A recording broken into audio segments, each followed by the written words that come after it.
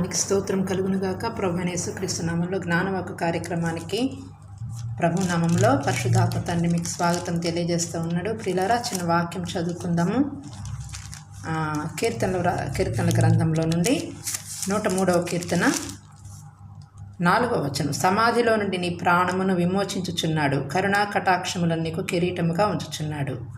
చిన్న ప్రార్థన చేసుకున్నాం. పరిశుద్ధాత్మ తండ్రి, మీకు వందనాలు, స్తోత్రాలు. చదవబడిన వాక్య భాగం ద్వారా నీ ప్రజలను దర్శించి బలపరిచి మహిమ పొందుకోమని యేసు నామములో ప్రార్థించి అడిగి వేడుకుంటున్నాం తండ్రి, ఆమేన్.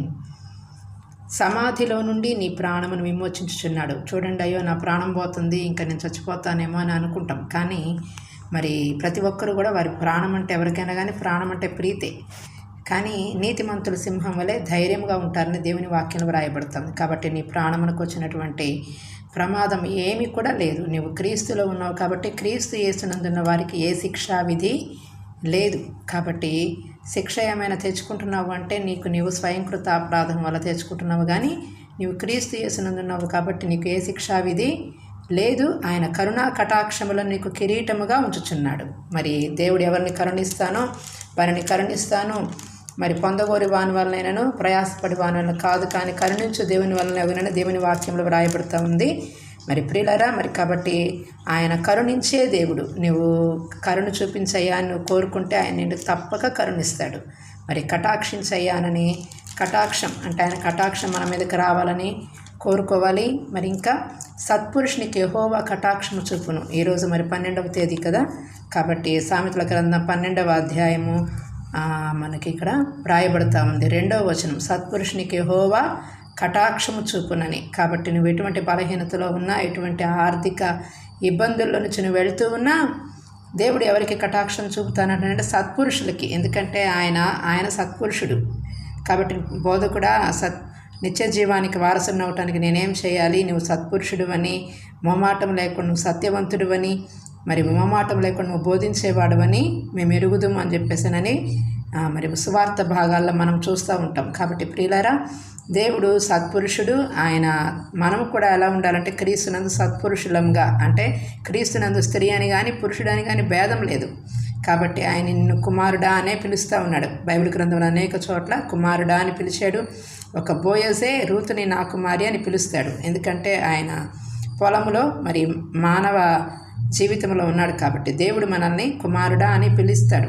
కాబట్టి కుమారుడా అని పిలిచేటువంటి ఆ గొప్ప భాగ్యం అందరికీ దొరకదు. కానీ మరి క్రీస్తునందు నాకు దొరికింది అని నేను నమ్ముతున్నా. నన్ను దేవుడు మొట్టమొదటి స్వరం వినిపించినప్పుడు, నా కుమారుడా, చిన్న మందలో గానము చేయము, తర్వాత పెద్ద సభలో గానము చేయము, కుమారుని కొరకు గానము చేయటం ఎంతో శ్రేష్టమని వినిపించాడు.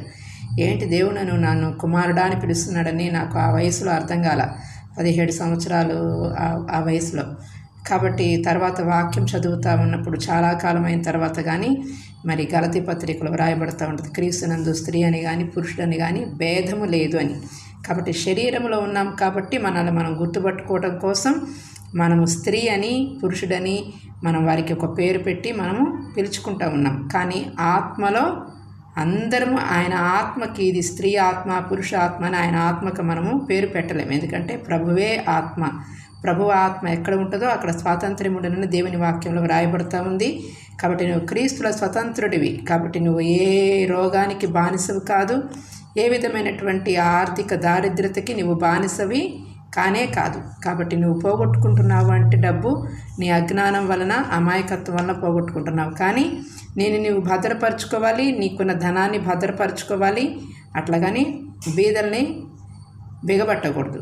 కాబట్టి బేదలకి ఇచ్చువాడు యెహోవాకు అప్పిచ్చువాడని దేవుని యొక్క వాక్యంలో వ్రాయబడుతూ ఉంది. దేవుడి మాటలు దీవించునుగాక. మే గాడ్ బ్లెస్ యు ఆల్.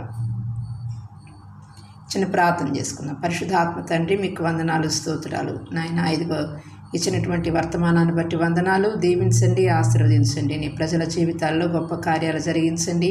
మరి మా అందరికీ మంచి ఆరోగ్యాన్ని ఇవ్వండి, శక్తినివ్వండి, బలమునివ్వండి. ప్రతి ఆర్థిక దారిద్రత నుంచి నీ ప్రజలను విడిపించండి. ప్రభువా, గృహంలో నా తండ్రి నాయన నెమ్మది సమాధానం కలుగ చేయండి. నీ ప్రజలకు ఎవరికి ఎటువంటి బాధ ఉన్న నాయన ఆ బాధ నుంచి విడుదల దయచేయండి. ఎవరు నా ప్రభువా ధనమోసంలో పడిపోయినా తండ్రి వారిని దర్శించండి, వారిని విడిపించండి. మీ సాక్షులుగా నిలబెట్టుకోండి, మహిమ పొందుకోండి. అయ్యా, ఈ మధ్యాహ్న కాల వేళ మీరు నాకు మంచి ఆరోగ్యాన్ని, శక్తిని, బలాన్ని దయచేసి మహిమ పొందుకొనవలసిందిగా యేసు నామములో ప్రార్థించి అడిగి వేడుకుంటున్నాం తండ్రి. ఆమేన్. May God bless you all.